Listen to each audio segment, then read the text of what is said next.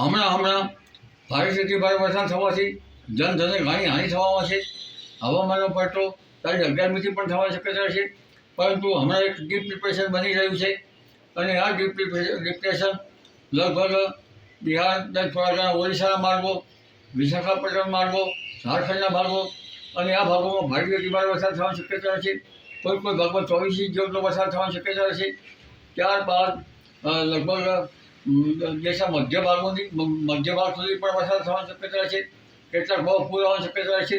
પૂર્વ મધ્યપ્રદેશમાં ભારેથી ભારે વરસાદ થવાની શક્યતા છે અને પૂરની સ્થિતિ થઈ શકે તેવો વરસાદ થશે. લગભગ 10 ઇંચ કે 12 ઇંચ જેવો વરસાદ પૂર્વ મધ્યપ્રદેશમાં થવાની શક્યતા છે. નર્મદા નદીમાં જળસ્તરમાં વધારો થશે અને ત્યારબાદ પૂર્વ ગુજરાતમાં પણ ભારેથી ભારે વરસાદ થવાની શક્યતા રહે છે. પંચમહાલના ભાગમાં ભારે વરસાદ થવાની શક્યતા રહે છે.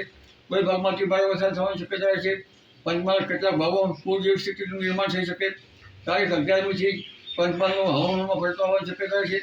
આ ઉપરાંત સાબરકાંઠાના ભાગો, હિંમતનગરના ભાગો, ઉત્તર ગુજરાતના ભાગો, મધ્ય ગુજરાતના ભાગો અને સૌરાષ્ટ્રના કેટલાક ભાગોમાં પણ વરસાદ થવાની શક્યતા રહે છે. એટલે આ વરસાદી વાહન જમ્યું છે. ત્યાર પછી પણ વરસાદની સિસ્ટમ આવી રીતે ચાલુ રહેશે. 17-18 એક સિસ્ટમ બનશે. પહેલો માર્ગ પણ લગભગ અત્યારે હાલ કયો એ જ રહેશે. 22 તારીખની સિસ્ટમ જમણી રહેશે.